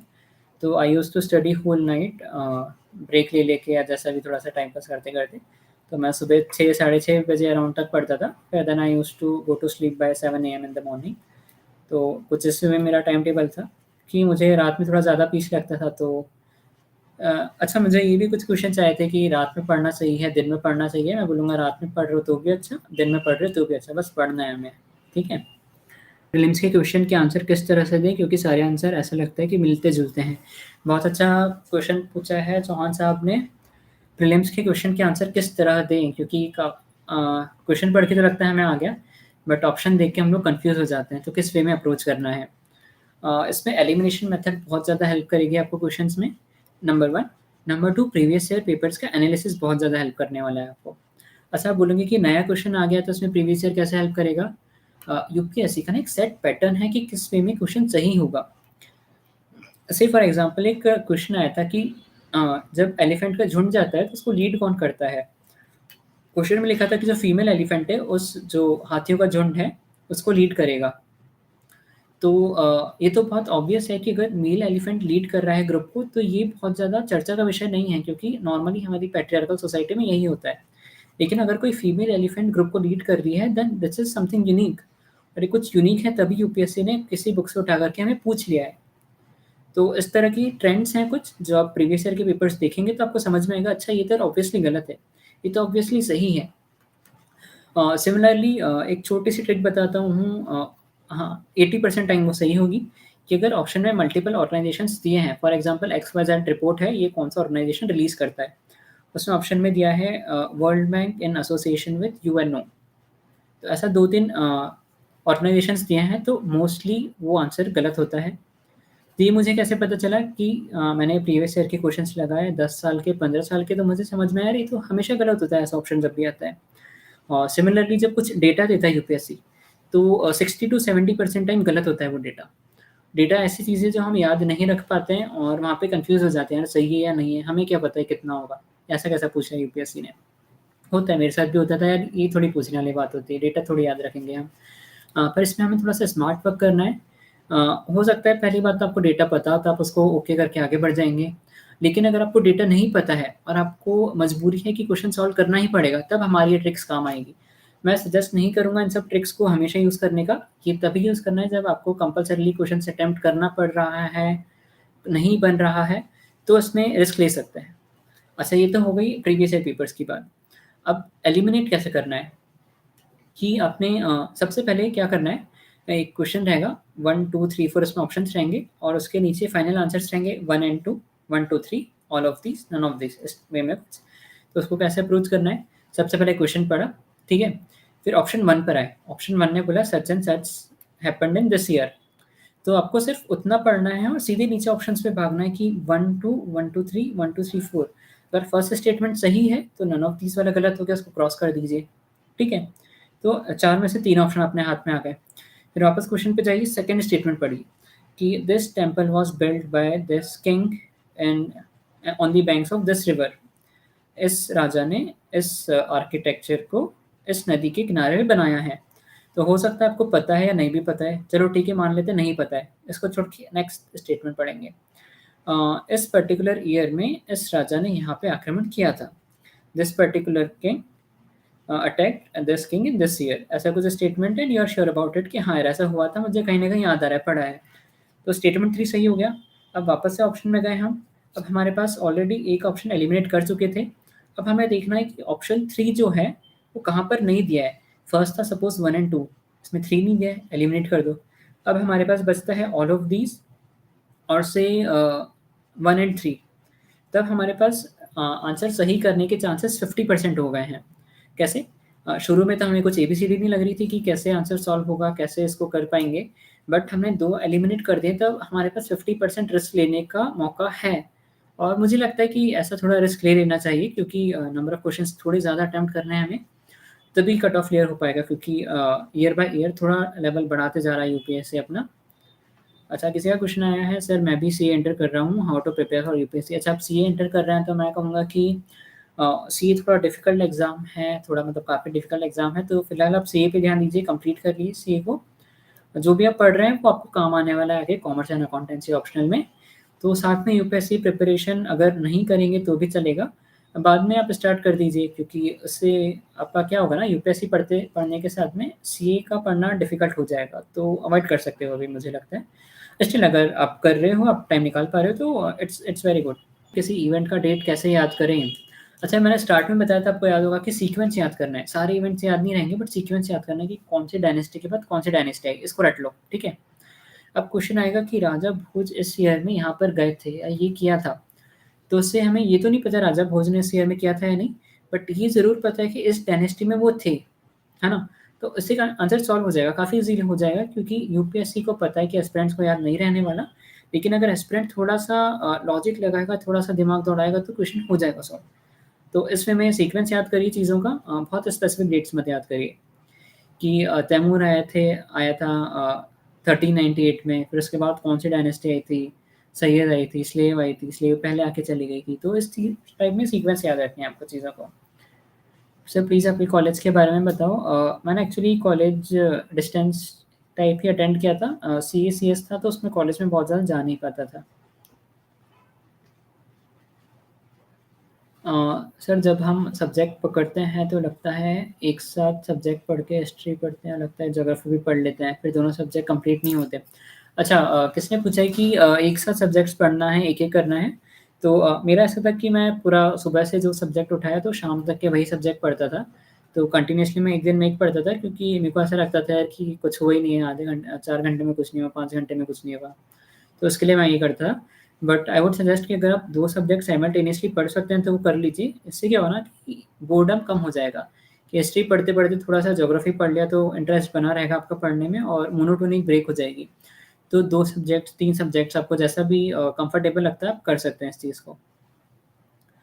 प्रीलिम्स के क्वेश्चन के आंसर किस तरह से थे क्योंकि सारे अच्छा, चौहान साहब, हमने डिस्कस किया था अभी किस वे में आंसर करना है कि एलिमिनेट करते जाना है, एक ऑप्शन पढ़ना है, फिर एलिमिनेट करना है नीचे जाके, फिर सेकंड ऑप्शन पढ़ना है, फिर नीचे एलिमिनेट करना है। आपको ना एक साथ चारों ऑप्शन नहीं पढ़ना है क्योंकि आप वो पढ़ के कन्फ्यूज़ हो जाओगे। और यूपीएससी ट्रैप बनाता है ऐसा कि जानबूझ के आप फँसोगे उस ट्रैप में जा कर के। तो इसलिए एक क्वेश्चन पढ़ो, फिर नीचे जाओ, फिर दूसरा, फिर नीचे जाओ, फिर तीसरा, फिर नीचे जाओ। इससे क्या होगा ना आप यूपीएससी के ट्रैप में फँसने से बच जाओगे। I have done CMA after 12th, cleared final but haven't took membership. Is membership must for eligibility after professional course? नहीं आपका खाली डिग्री ज़रूरी होता है इसमें यूपीएससी में, तो अगर आपके पास डिग्री है तो you can appear for the exams. चलो काफ़ी सारी बातें हो गई हैं हमारी क्वेश्चन आंसर्स वाली। थोड़ा-सा मैं मेंस के बारे में बताता हूँ। मेंस पे कंटिन्यू क्वेश्चन आ रहे हैं कि मेंस में डिफ़िकल्टी हो रही है, निकल नहीं पा रहा है।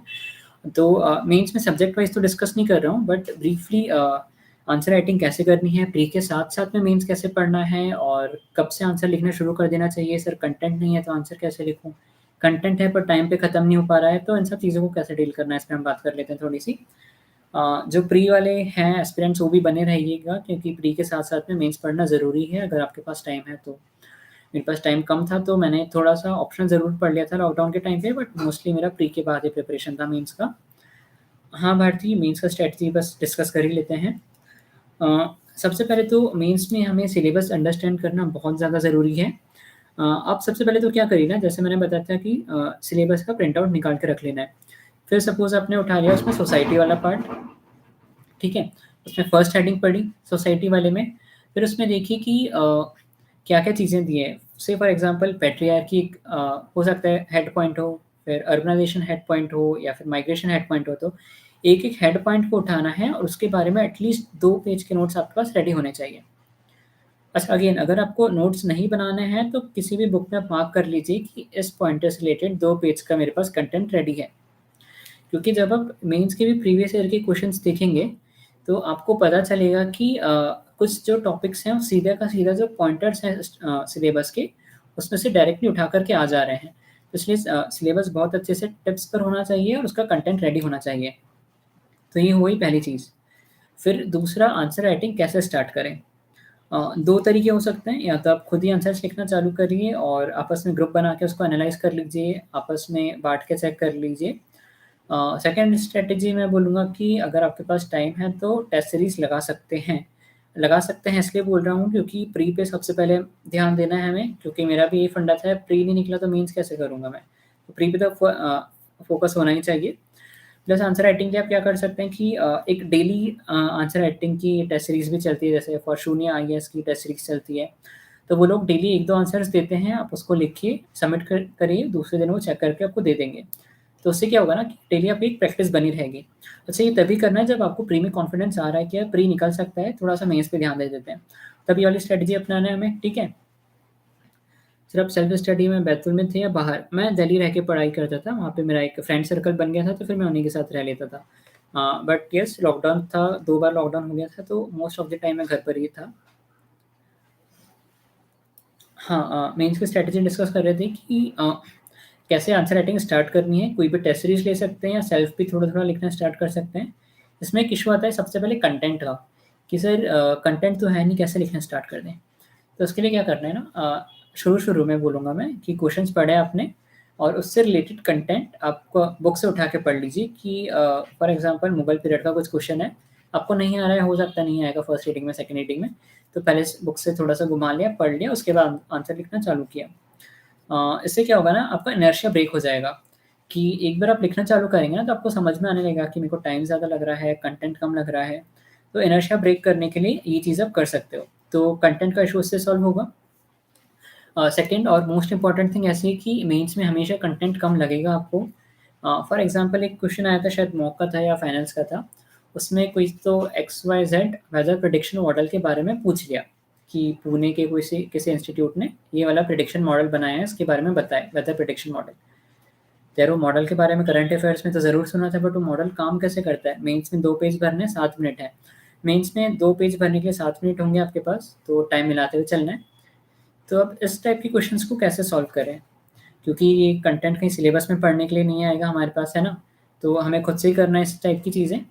तो इसे कैसे करना है वेदर प्रेडिक्शन मॉडल आ गया, मेरे को उस मॉडल के बारे में एबीसीडी कुछ नहीं पता था। बट मुझे ये ज़रूर पता था कि कोई भी बेसिक वेदर प्रेडिक्शन मॉडल है, वो किस पे काम करेगा, क्या-क्या चीज़ें वॉच करेगा, ह्यूमिडिटी देखेगा, विंड स्पीड देखेगा, विंड की डायरेक्शन देखेगा, ओशन का टेम्परेचर देखेगा।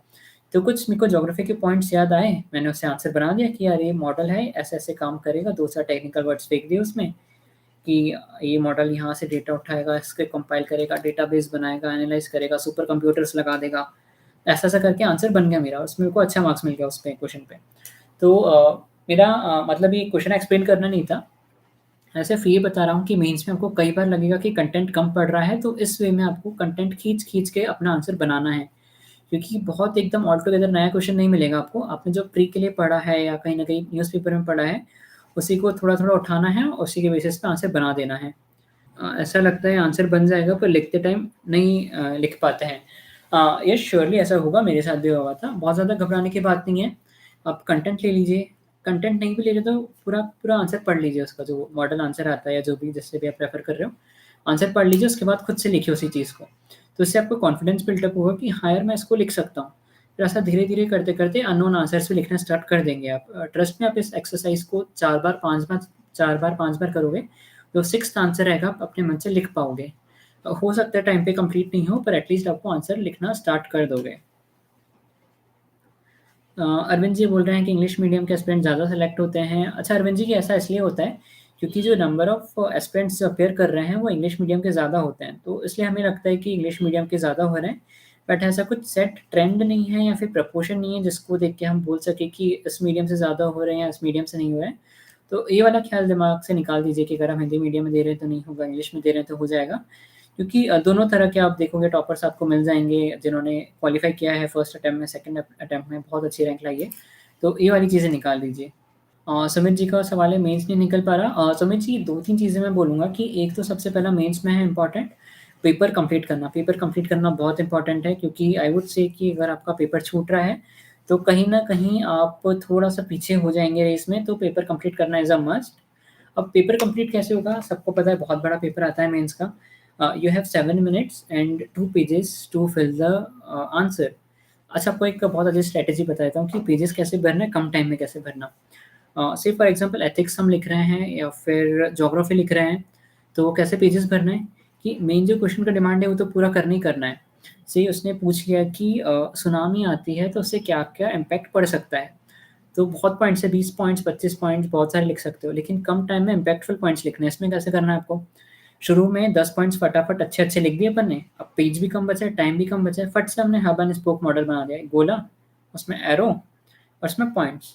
इससे क्या होगा? कम पेज में हमने ज़्यादा चीज़ें अपना नॉलेज एग्ज़ामिनर को दिखा दिया कि भैया पेज कम था, टाइम कम था, फिर भी नॉलेज भरपूर है हमारे पास, है ना? ये दिखा दिया अपन ने एग्ज़ामिनर को। सिमिलरली डायग्राम्स का एक्सटेंसिवली यूज़ कीजिए। हर दूसरे-तीसरे पेज पे का डायग्राम दिखेगा तो देखने वाले को भी अच्छा लगेगा। मैपिंग की प्रैक्टिस कर लीजिए कि हाथ से मैप कैसे बनाना। 15 से 20 सेकंड में आपके पास इंडिया का मैप बन जाना चाहिए और 35 से 40 सेकंड में वर्ल्ड मैप बन जाना चाहिए। तो एक रफ मैप का प्रैक्टिस करिए। आपको यूट्यूब पे या गूगल करेंगे तो रफ मैप्स मिल जाएँगे कि कैसे बनाना है। या फिर कभी हमने मैपिंग का सेशन लिया तो उसमें भी डिस्कस कर लेंगे कि मैपिंग कैसे जाना है और कैसे-कैसे हाथ से मैप बनाना है। छोटे-छोटे क्वेश्चन्स में मैप हम बना सकते हैं। से फॉर एग्ज़ाम्पल नक्सलाइट्स पे क्वेश्चन आ गया कि नक्सल इश्यू पे कुछ क्वेश्चन है कि क्यों है इतना ज़्यादा, कैसे रिज़ॉल्व करना है। अब इसमें मैप आपको लगेगा कि रिलेवेंट नहीं है, मैप का क्या करना है? अब मैं बताता हूँ कि इसमें मैप बहुत अच्छे से कैसे यूटिलाइज़ हो सकता है। आपने फटाफट से इंडिया का रफ मैप बनाया, 15 सेकंड लगे, ठीक है? उसमें आप कॉरिडोर्स बना दो कि रेड कॉरिडोर है, यहाँ पे नक्सलिज़्म ज़्यादा है, यहाँ पर कम है, यहाँ-यहाँ से एरिया है, ये ट्राई जंक्शन है स्टेट्स का, यहाँ पर नक्सलाइट्स होते हैं, बस। इतना सा आप डायग्राम बनाएँगे, बहुत इम्पैक्टफुल लगेगा। आप लगे तो एक पैराग्राफ कम लिखिए लेकिन डायग्राम बना दीजिए। वो जो पैराग्राफ इम्पैक्ट क्रिएट करेगा, उससे बेटर इम्पैक्ट आपका डायग्राम से आएगा। सिमिलरली कोई आपको डेटा बनाना है, तो उसके लिए आप लिखेंगे कि इन 2013 this was the situation, in 2020 this is the situation. अब ये लिखने की जगह आप क्या करिए, फटाक से ग्राफ बनाइए। 2 उसमें बार्स डालिए कि 13 में इतना था और 2020 में इतना है। हार्डली आपको 15-20 सेकंड्स लगेगा, आप अपनी अपनी बात बहुत अच्छे से रख पाएँगे, एग्ज़ामिनर को देखने में अच्छा लगेगा, मोनोटोनी ब्रेक होगी। तो इस टाइप के इनोवेशंस कर सकते हैं, फ्लो चार्ट्स बना सकते हैं। सपोज़ एथिक्स में वैल्यूज़ के ऊपर क्वेश्चन है या फिर प्रिंसिपल्स पे क्वेश्चन है, तो उसके लिए कैसे फ्लो चार्ट बनेगा कि दिस एक्शन टेकन, फिर व्हिच वैल्यूज़ आर इम्पैक्टेड, फिर उसमें एरो डाल दीजिए कि इफ वैल्यू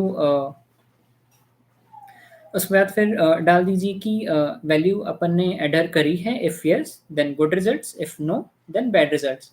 तो इसमें मैं अपने फ्लो चार्ट बना दिया, गुड रिजल्ट, बैड रिजल्ट, पूरा कॉज़, पूरा इफ़ेक्ट आपने समझा दिया वहाँ पे। तो आपको टाइम भी कम लगा, जगह भी कम बची और बहुत इम्पैक्टफुल आंसर हो गए। तो इस वे में आप छोटी-छोटी चीज़ें परम्यूटेशन, कॉम्बिनेशन बनाते जाइए और इनोवेशन करते जाइए हर टेस्ट में या हर आंसर में। तो कम टाइम में बहुत अच्छा आंसर निकल के आ जाएगा आपका। होम एटमॉस्फेयर होना चाहिए या एनी सिटी? लक्ष्मीकांत जी, ये टोटली आपके ऊपर है कि आप घर पे रह के अगर पढ़ सकते हो, डिस्टर्बेंस नहीं है तो इट्स गुड। अगर डिस्टर्बेंस है तो फ्रेंड के घर चले जाइए या फिर लाइब्रेरी चले जाइए, it's totally up to you. Can you share ethics notes so that it can help us? मेरे नोट्स थोड़े हैphazard है, वरना मैं शेयर कर देता। स्टिल जो मैंने कुछ अच्छे नोट्स बनाए हैं, I will definitely share it. मैं स्कैन करके आप लोगों के साथ शेयर कर दूँगा इस चीज़ को। अच्छा, वर्ल्ड हिस्ट्री के लिए पूछा, Merit is asking about world history. Merit is from South India, so we will discuss in English. Merit, world history is a big topic, but in mains, just one or two questions are asked about it. So what you need to do is you need not read it very extensively. There's a 230 or 250 page material of Vision IAS specifically for the world history. You can refer that material. It has discussed very extensively and very good understanding that the material will give you. So apart from that, if you want a summary of that book, then there are around 20-25 pages notes available of Mr. Shreyansh Kumar, that is available online. He has made summary of those 250 or 300 pages, so you can refer that material as well. So this will cover your world history. I would not say extensively, but yes, sufficiently. Exam में answer बन जाएगा आपको तो उतना पढ़ के। Sir, preparation time Delhi में थे या बैतूल? मैं अराउंड 8-9 महीने तो दिल्ली में था, फिर लॉकडाउन की वजह से बैतूल में था, तो बहुत ज़्यादा फ़र्क नहीं पड़ेगा, अगर आप कहीं भी पढ़ सकते हैं। इंटरनेशनल रिलेशंस कैसे पढ़ना, मैं प्री मेंस दोनों के लिए बता देता हूँ इंटरनेशनल रिलेशंस कैसे कवर किया जाएगा। मेंस में इंटरनेशनल रिलेशंस में स्टैटिक पार्ट बहुत ज़्यादा इंपॉर्टेंट नहीं है, बट करंट अफेयर्स इंपॉर्टेंट हो जाता है। से फॉर एग्जांपल लोकेशन के टर्म्स में, या फिर कुछ भी करंट हैपनिंग्स हो रही है, अफ़गानिस्तान के साथ क्या चल रहा है, श्रीलंका के साथ क्या चल रहा है, चाइना ने क्या कर दिया अपने नॉर्थ में, नॉर्थ ईस्ट में। तो प्री के लिए तो करंट अफेयर्स इंपॉर्टेंट है। पर मेंस के लिए मैंने एक शून्य आईएएस करके कोचिंग है, आप किसी भी कोचिंग का मटेरियल उठा लीजिए, उसमें कंट्री वाइज़ दिया रहता है कि इस कंट्री के साथ इंडिया के क्या रिलेशंस है, तो उस वे में आप पढ़ लीजिए। इसमें एक शॉर्टकट बता देता हूँ इंटरनेशनल रिलेशंस को पढ़ने के लिए। अपना टॉपिक्स आइडेंटिफ़ाई कर लीजिए। से अगर हमें इंडिया और यूएस का रिलेशनशिप पूछा है या फिर इंडिया यूएस के रिलेशन में कुछ और भी चीज़ें दी हुई है कि इसको एनालाइज़ कर रही है, इसको ब्रीफली बताइए कैसे करना है, तो उसमें क्या करिए, टॉपिक्स आइडेंटिफ़ाई कर लीजिए। इकोनॉमिकली हमारा कैसे रिलेशन्स है, सोशली कैसे रिलेशन्स है, एनवायरमेंटल ग्राउंड्स में हम कहाँ-कहाँ कोऑपरेट कर रहे हैं। तो मेंस का हम बहुत ज़्यादा एक्सटेंसिवली डिस्कस नहीं कर रहे हैं। और मैं देख लेता हूँ कुछ छूट रहा है क्या हमारे आज के टॉपिक्स में से। प्री डिस्कस कर लिया है, करंट अफेयर्स हो गया है, कमिटीज़, एआरसी, इंटरव्यू के बारे में थोड़ा-सा हमने डिस्कशन कर लिया है, स्ट्रैटेजी डिस्कस कर ली है, और अगर कुछ स्पेसिफिक क्वेश्चन्स आता है तो हम लेते हैं, वरना फटाफट से वाइंड अप करते हैं। अच्छा, आपके पास कुछ भी क्वेश्चन्स रहेंगे तो डोंट फ़ील कि हमारा क्वेश्चन्स नहीं लिया गया या फिर छूट गया। आप मुझे इंस्टाग्राम पे डीएम कर दीजिए, डायरेक्ट मैसेज कर दीजिए। मैं जैसे ही टाइम मिलता है सबसे पहले आपका रिप्लाई करने का ट्राई करूँगा। जिसके भी मुझे मैसेजेस आते हैं, मैं ट्राई करता हूँ सबसे अच्छे से उनको वहाँ पे रिप्लाई कर सकूँ, तो प्लीज़ डीएम मी अगर आपको कुछ भी डाउट रह गया है, बाद में आपको लगता है कि कुछ और चीज़ें थी जो मुझे पूछना था या कैसे करना है, feel free to DM me. Okay, डर को कैसे काबू करें? प्रैक्टिस, प्रैक्टिस बहुत करो, जितना प्रैक्टिस करोगे उतना कॉन्फिडेंस आएगा। Be it pre, be it mains, continuous practice will definitely give boost to your confidence और डर भी कम होता जाएगा। अच्छा, सीसेट रह गया, सॉरी सॉरी, मैं फटाफट सीसेट के बारे में बता देता हूँ, ज़्यादा टाइम नहीं लेता हूँ, 2 मिनट में बताता हूँ सीसेट क्या करना है आपको। अगर आप साइंस बैकग्राउंड के स्टूडेंट हैं तो बहुत ज़्यादा टेंशन लेने की ज़रूरत नहीं है। मैथ्स के क्वेश्चन काफ़ी आते हैं, आप इजीली सॉल्व कर पाएँगे, लॉजिकल रीज़निंग आप कर पाएँगे, और प्लस पैसेजेस, पैराग्राफ रहते हैं, कॉम्प्रिहेंशन रहते हैं, वो भी हो जाते हैं। बट आई वुड सजेस्ट कि अगर आपका मैथ्स स्ट्रॉन्ग है, रीज़निंग स्ट्रॉन्ग है, तो पहले उस तरफ जाइए, क्योंकि उससे डेफिनेट मार्क्स मिलेंगे। पैसेजेस काफ़ी एम्बिगुअस होते हैं, इवन यूपीएससी भी आंसर चेंज करता रहता है, तो हो सकता है उसमें हम सही मान रहे हो पर गलत हो जाए, तो पहले वो करिए। अब बात रही कॉमर्स स्टूडेंट्स की या फिर जिनका मैथ्स बैकग्राउंड नहीं है, मैं कहता हूँ कि बहुत ज़्यादा डिफ़िकल्ट नहीं है सीसेट। आप क्या करिए, लास्ट 6 से 7 साल की यूपीएससी के सीसेट के पेपर्स उठा लीजिए। सिमिलर टाइप के क्वेश्चंस रिपीट हो रहे हैं, से स्पीड, डिस्टेंस, टाइम के ऊपर, या फिर ग्राफ वाले क्वेश्चंस आ रहे हैं, किसमें अपना रेशनल वाले में या फिर लॉजिकल रीजनिंग वाले में, तो वो वाले क्वेश्चंस अच्छे से कर लीजिए। तो अगर आप प्रीवियस ईयर के 8-9 पेपर लगा लिए और आपको 80 प्लस मार्क्स आ रहे हैं, तो समझ लीजिए you are through with it, फटाफट हो जाएगा उसमें। एक अंडरस्टैंडिंग आ जाएगी ना तो सॉल्व हो जाएगा सीसेट भी। प्लस मैथ्स की क्वेश्चन बहुत ज़्यादा डिफिकल्ट नहीं है, कुछ-कुछ टॉपिक्स आप रेडी कर लीजिए, स्पीड डिस्टेंस टाइम हो गया या फिर प्रोबेबिलिटी के बेसिक फॉर्मूले हो गए, उतना-उतना पढ़ लीजिए। प्लस आप कॉम्प्रिहेंशन के कुछ क्वेश्चंस करेंगे, रीजनिंग के करेंगे तो ईज़िली 66 क्रॉस हो जाएगा जो हमारा बेसिक मिनिमम होता है। तो बहुत ज़्यादा लोड नहीं लेना है हमको सीसेट का, ठीक है? चलो guys, thank you very much, आप लोगों ने इतना देर तक कंटिन्यूअसली सारे स्प्रिंट्स बने हुए थे। मैं वही देख रहा था कि कम हो रहे हैं, ज़्यादा हो रहे हैं। बहुत अच्छे से पार्टिसिपेशन था सबका। ट्राई करेंगे आगे भी कुछ अगर बड़ा टॉपिक रहा हमारे पास तो उसको ज़रूर लेंगे। अच्छा, ये यूट्यूब पे जो वीडियो था यूपीएससी टाइम की तरफ से था, जो कि यूट्यूब पे अपलोड होने वाला है, जो इंस्टाग्राम पे भी यूपीएससी टाइम के चैनल पे आ जाएगा। तो यहाँ पे आपको अगर रिपीटेडली देखना है तो बोथ यूट्यूब, इंस्टाग्राम पे भी अवेलेबल है। चलो अब फटाफट से हमारा सेशन वाइंड अप करते हैं। Thank you so much patiently सुनने के लिए और इतने सारे अच्छे-अच्छे क्वेश्चंस पूछने के लिए।